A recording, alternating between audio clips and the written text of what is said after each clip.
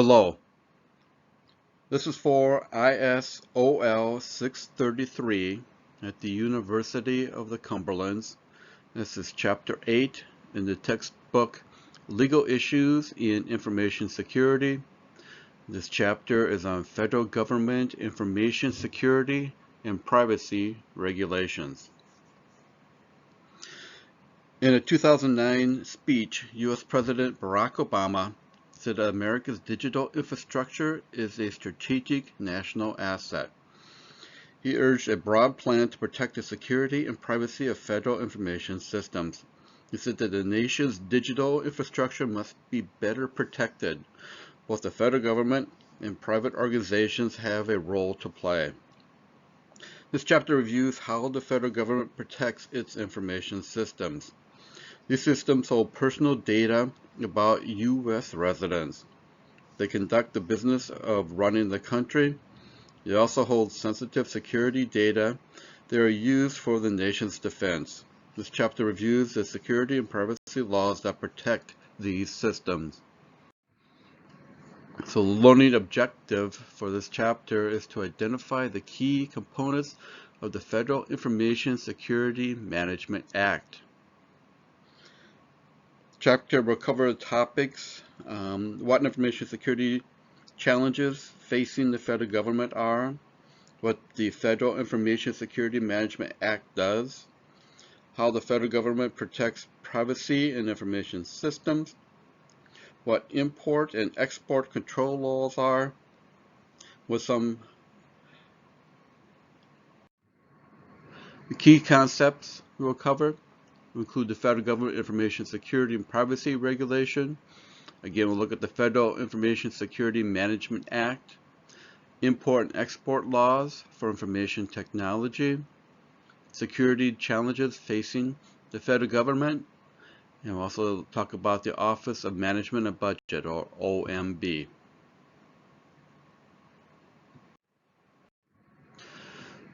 So, information security challenges facing the federal government. In 2010, Vivek Kundra, then Federal Chief Information Officer, or CIO, said that the government's computers are attacked millions of times each day. This statistic isn't very surprising. The federal government is the largest producer and user of information in the United States. Government computer systems hold data that's critical for government operations. They hold data on people living in the United States. This includes employment, tax, and citizenship data. They hold data on business operations in the United States. They also hold data that's used to protect the United States from threats. On October 11, 2012, the Secretary of Defense stated that attacks on the nation's critical infrastructure could be a cyber Pearl Harbor, an attack that would cause physical destruction and the loss of life. Many people worry about a cyber war or information warfare. Cyber war doesn't take place in the physical battlefield or on the sea or in the air. Instead, it's conflict that takes place in or purposely affects information systems. Cyber war could affect military information systems, non-government information systems, and private industry information systems. It includes not only threats to national security, but also threats to industry, commerce, and intellectual property.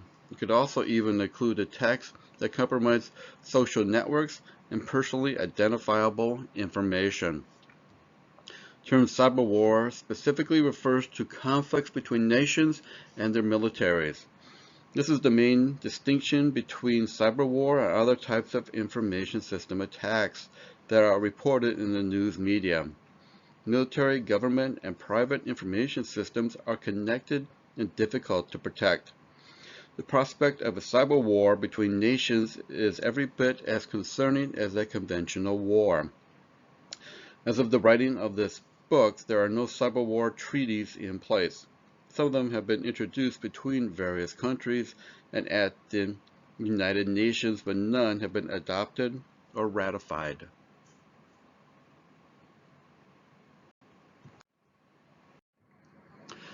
The Federal Information Security Management Act, or FISMA. President George W. Bush signed the Federal Information Security Management Act in 2002. It's part of the E-Government Act of 2002. FISMA is Title III of the E-Government Act. FISMA merges a number of different laws. All these laws address different information security issues. Since no one law was comprehensive, Congress heard many reports that information security efforts at the federal level were not effective. Congress intended FISMA to be a strong law to fix this problem. It would guide federal agencies in making sure that their information systems are secure. So the purpose of it, Congress created FISMA to protect federal IT systems and the data in those systems. FISMA defines information security as protecting IT systems in order to provide confidentiality, integrity, and availability. IT systems must be protected from unauthorized use, access, disruption, modification, and destruction. There are 6 main provisions in the law. It sets forth agency information security responsibilities, requires a yearly independent review of agency information security programs, authorizes the NIST to develop information security standards for IT systems that do not contain unclassified information, gives the OMB, or Office of Management and Budget, specific oversight responsibilities, some of which were transferred in July of 2010. Clarifies that national security systems, or NSS, must be secured using a risk-based approach. Provides for a central federal security incident response center. FISMA applies to federal agencies. These agencies fall under the executive branch of the U.S. government. They report to the President. Examples of federal agencies include the Federal Aviation Administration, the Social Security Administration, and the Department of Education. So FISMA has many requirements. First, this section reviews the federal agencies but not comply with FISMA. And then we'll review how NIST helps agencies shape their information security programs. And then we'll look at Federal Central Incident Response Center. So the agency information security programs. FISMA requires each federal agency to create an agency-wide information security program. Even agencies with NSSS must create these programs. The agency's information security program must include risk assessments. Agencies must perform risk assessments. They must measure the harm that could result from unauthorized access or use of agency IT systems. Agencies must base these information security programs on the results of these risk assessments. Annual inventory. The agencies must inventory their IT systems and must update their inventory each year. Policies and procedures. The agencies must create policies and procedures to reduce risk to an acceptable level. Policies must protect IT systems throughout their life cycle. Agencies also must create configuration management policies. Subordinate plans. Agencies must make sure they have plans to securing networks, facilities, and systems or groups of IT systems.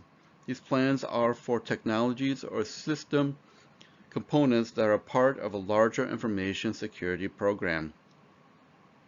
Security awareness training. Agencies must give training to employees and any other users of their IT systems. This includes contractors. This training must make people aware of potential risks to agencies' IT systems. It also must make people aware of their duties to protect these systems. Testing and evaluation. Agencies must test their security controls at least once a year. They must test management, operations, security controls for each IT system. Remedial actions. Agencies must have a plan to fix the weaknesses in its information security program. Incident response. Agencies must have an incident response procedure. It must state how the agency detects and mitigates incidents. The procedure must include reporting incidents to the Department of Homeland Security, United States Computer Emergency Readiness Team as needed. And then continuity of operations. Agencies must have business continuity plans as part of their information security programs.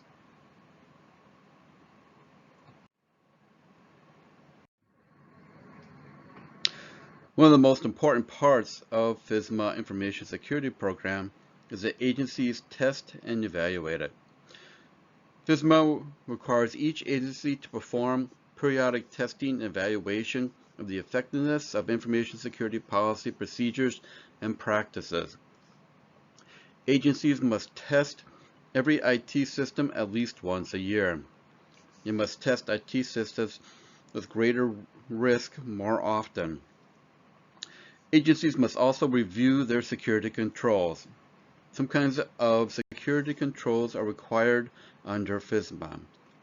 NIST created security standards to help implement the controls that FISMA requires. Agencies must follow these standards. These standards specify minimum security controls. An agency must make sure that they implement these controls properly. It must also make sure that the controls work. The yearly testing requirement recognizes that security is an ongoing process. Agencies must always monitor their information security risk. It must monitor the controls put in place to mitigate the risk as well. The head of the agency is responsible for determining the right level of risk for the agency. So the FISMA implementation project, so development and update security standards to comply with FISMA, and then provide security reference materials to support the risk management framework, then apply risk management based approach to security controls.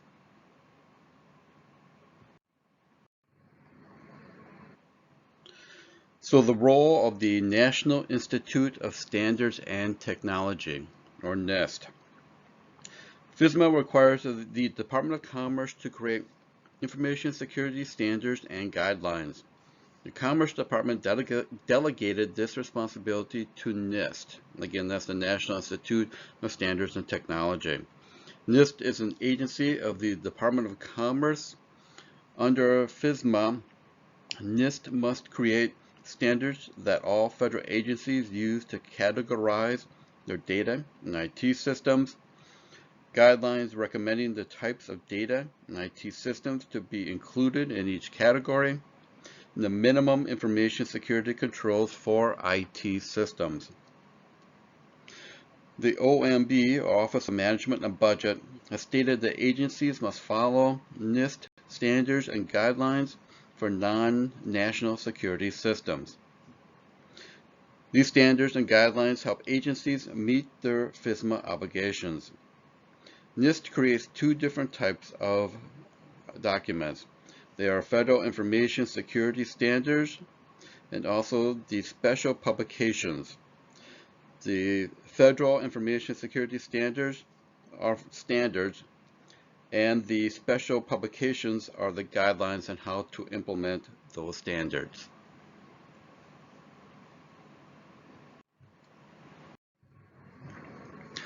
So access control models. An access control model is an information security control.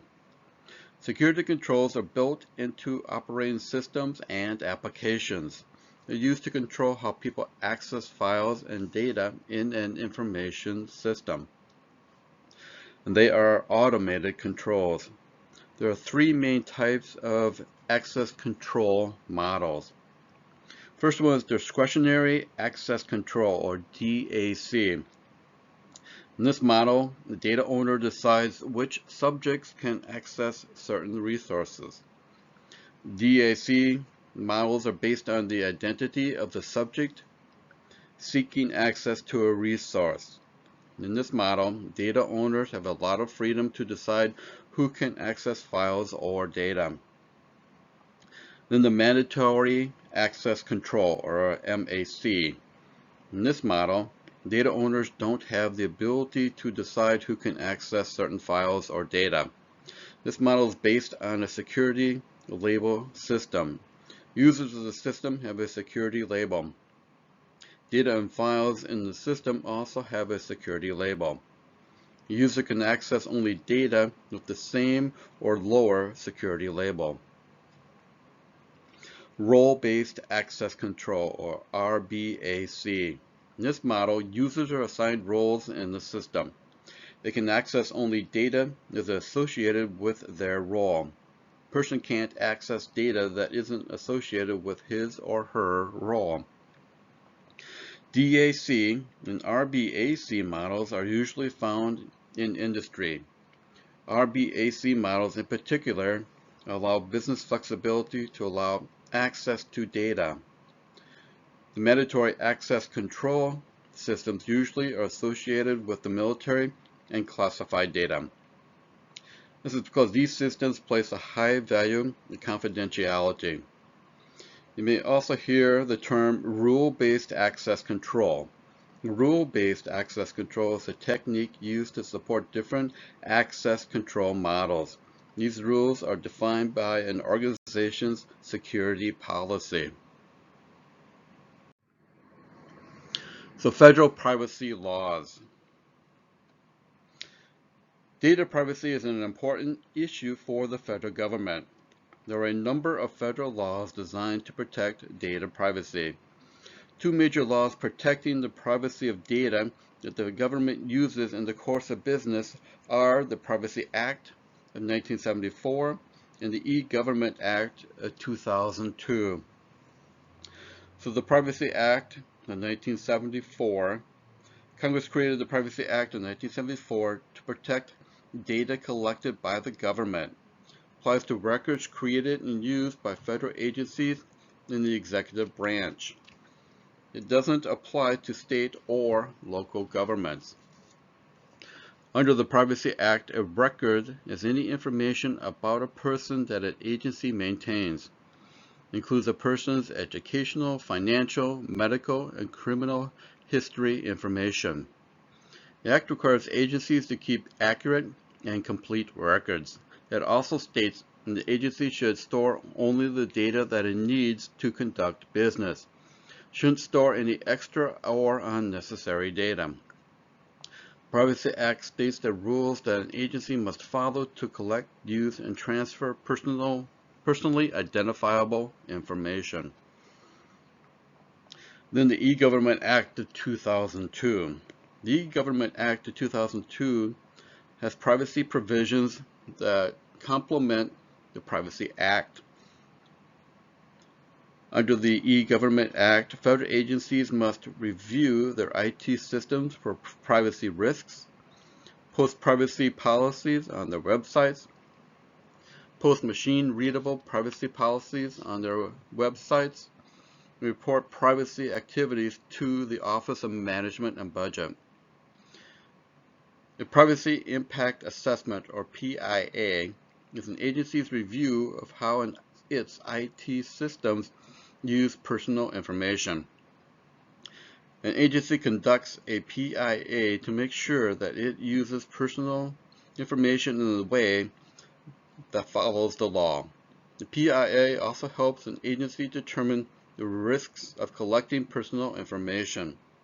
It also examines the risks of controls that an agency must put in place to reduce privacy risks. To the Office of Management and Budget requirements. Some states have laws that require business and other entities to notify their customers if they suffer a security breach. The discloses personal information. These laws are called breach notification laws or data breach laws. Many states have these. Some of these states' laws apply to business operating within the state. Some also apply to state governments. Some federal laws have breach notification provisions. For instance, recent amendments of the Health Insurance Portability and Accountability Act, also called HIPAA, include notification requirements. There's no government-wide security breach notification law. Following the well-known Target credit card compromise in 2013, however, there has been more public support for federal breach notification law. The federal breach notification law would eliminate confusion over when data breaches must be reported to the public. So there will be breach notification. In May of 2007, the Office of Management and Budget required all federal agencies to create a breach notification plan. The OMB issued this instruction in response to a large data breach at the Department of Veterans Affairs. The stated agencies must consider the following items in creating a breach notification plan. Whether breach notification is required, agencies must review the data disclosed in a breach. They must determine the number of individuals affected by the breach. They must consider the likelihood that the data is usable by unauthorized individuals. They must assess the risk of harm to the people whose data is disclosed. Time for notification. Agencies must notify the people affected by the breach without delay. Agency may delay notice only for law enforcement or national security reasons. Source of the notification. The highest ranking agency official must notify people who are affected by the breach. Contents of the notice. The notice should include a description of the breach and the type of data disclosed. It should include information on how people can protect themselves from having their data used by unauthorized individuals. It also should describe what agency is doing to mitigate the breach. Means of providing the notice. Agency must consider how to give notice to the people affected by the breach. Telephone, first-class mail, email, website postings, and release to national media outlets may all be appropriate ways to provide notice. The agency must consider the best method to give that support in the situation. And who gets the notice? The agency must consider who must be notified. The people affected by the breach must be notified. In addition, the agency also must consider whether it should notify the media or other people who might be affected by the breach or the notification.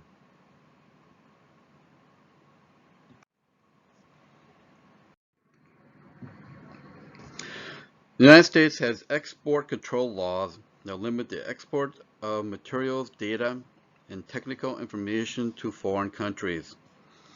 The export of some of these items is limited based on U.S. security interests. It's important to be aware of these types of laws exist. These laws are very complicated and are reviewed briefly here.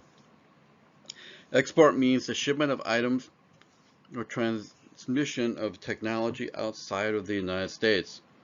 It also means the transmission of technology to a non-U.S. citizen or non-permanent resident who is located in the United States. Import and export laws are reciprocal. An export from the United States is an import to another country. A person who is bound by U.S. export control laws can't import controlled items somewhere else. Much as the United States forbids certain products from being exported, some other countries forbid certain products from being imported. There are 3 different types of export control regulations. They restrict the export of certain items overseas. They also restrict the transmission of certain types of information to foreign nationals who are living in the United States. The three main regulations are the International Traffic of Arms Regulations, the Export Administration Regulations, and the regulations from the Office of Foreign Asset Control.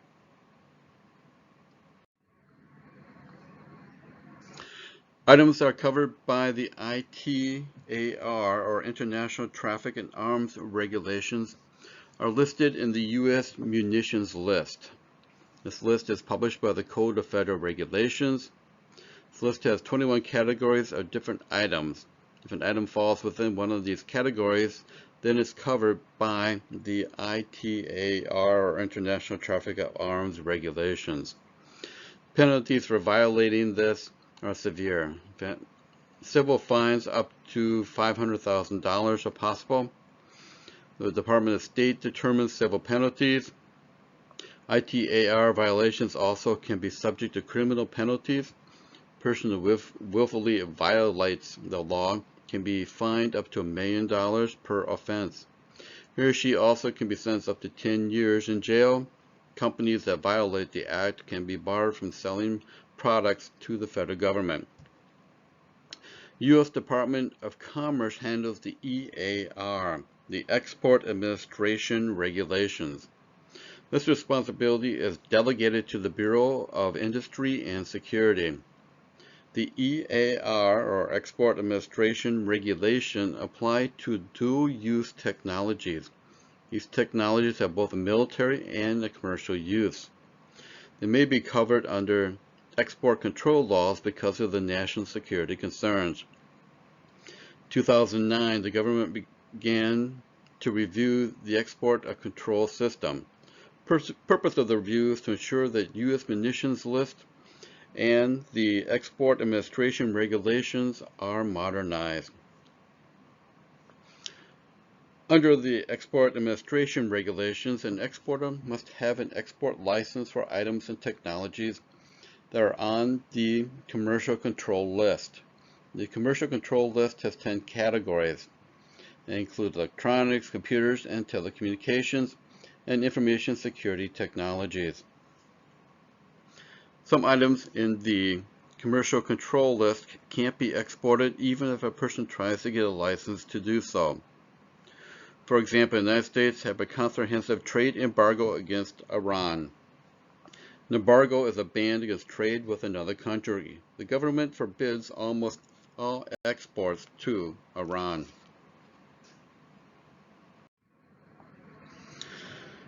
So in summary, this chapter reviews the laws that protect the security and privacy of data that the federal government uses. FISMA is a main law protecting the security of federal government IT systems. It requires federal agencies to create information security programs. Agencies also must review their information security risks. The law requires them to implement controls to mitigate these risks. The Privacy Act of 1974 and the E-Government Act of 2002 are the main laws protecting data privacy at the federal level. These laws govern how federal agencies use personally identifiable data. Under the E-Government Act, federal agencies must review their IT systems for any privacy impacts. Both laws require federal agencies to notify the public about their data collection practices. Thank you.